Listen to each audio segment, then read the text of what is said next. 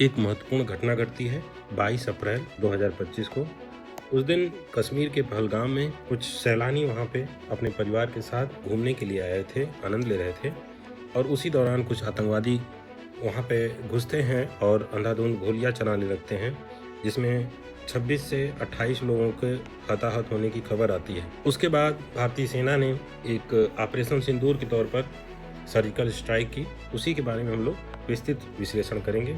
ये घटना 6 मई की रात को, या बोला जाए कि 7 मई को सुबह 1:30 बजे की बात है, रात को 1:30 बजे। और इस घटना में क्या क्या हुआ, इसका क्या मकसद था, इसकी योजना कैसे बनी, इसके बारे में अंतर्राष्ट्रीय स्तर पर क्या प्रभाव पड़ा, ये सारी चीज़ों को हम देखने का प्रयास करेंगे और हमारी इंटेलिजेंस को समझने का प्रयास करेंगे। तो ऑपरेशन सिंदूर का परिचय है कि आतंकवादी घटना का प्रत्युत्तर के तौर पे इसको दिया गया।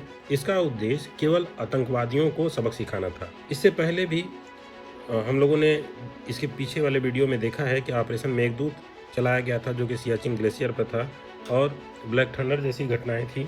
आप नहीं देखे हैं तो इसको अभी वीडियो में देख सकते हैं, ऊपर दिखाई दे रहा होगा, पिछले वीडियो में है।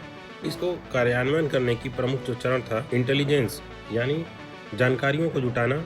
इसमें रॉ एजेंट और साइबर यूनिट मिलकर पूरी जानकारी प्राप्त किए।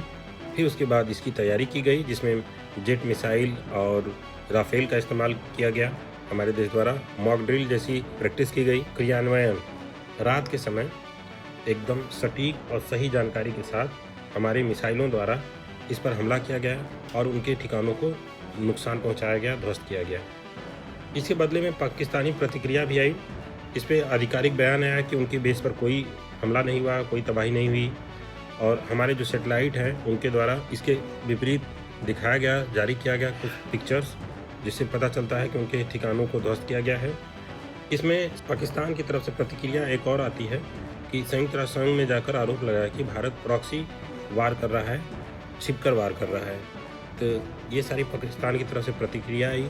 उसके बाद उसने हमारे भारतीय सेना पर हमला बोल दिया और उसकी तरफ से बहुत सारे ड्रोन और सारी चीज़ें आई, लेकिन इनको हमारे जो प्रतिरोधी सिस्टम है S-400 मिसाइल सिस्टम द्वारा इनको हवा में ही ख़त्म कर दिया गया और इनके जो मंसूबे थे वो पूरा नहीं हो पाए। तो ये घटना चलती रही।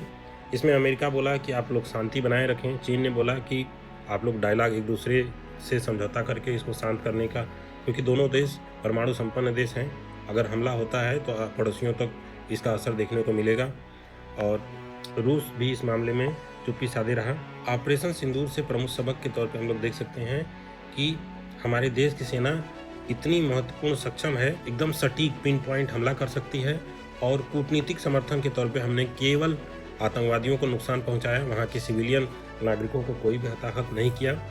और इससे क्या होता है कि हमारे देश की जनता को जो आतंकवादी गतिविधियां हमारे देश में हुई हैं, तो उसका प्रत्युत्तर मिलने के कारण, हमारे तरफ से हमला करने के कारण आतंकवादियों पर सब लोग का विश्वास बना, पूरे देश का विश्वास बना, और जिससे कि भारतीय सेना का मनोबल ऊंचा हो गया।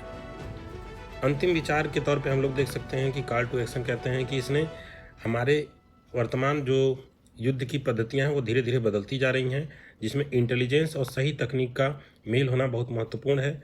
इससे हमारे देश को अत्यधिक मजबूती मिली है। यह जो स्ट्राइक की गई, ये केवल सैन्य ही नहीं बल्कि कूटनीतिक और जनसांख्यिकी तौर पर प्रभावशाली रहा। तो यही था आज का वीडियो, और दोनों देश सीज फायर पे हैं, दोनों तरफ से हमला बंद हो चुका है। वर्तमान स्थिति है, हमारे देश ने, भारत ने बोला है, अगर कोई भी घटना आतंकवादी हमारे देश में होगी तो हम इसको एक्ट ऑफ वार के तौर पे, युद्ध के घोषणा के तौर पे मानेंगे और हमारी तरफ से हमला किया जाएगा। तो यह था ऑपरेशन सिंदूर की छोटी सी जानकारी। अगर आपको पसंद आई हो, आप लाइक करें, हमारे चैनल को सब्सक्राइब करें और बेल आइकन को दबाएं, जिससे हमारे अगले वीडियो की इसी क्रम में जो श्रृंखला में मैंने वीडियो बनाया है वो आपको आगे प्राप्त होता रहेगा। ज़्यादा से ज़्यादा लोगों तक शेयर करें अगर जानकारी पसंद आती है। धन्यवाद, नमस्कार, जय हिंद।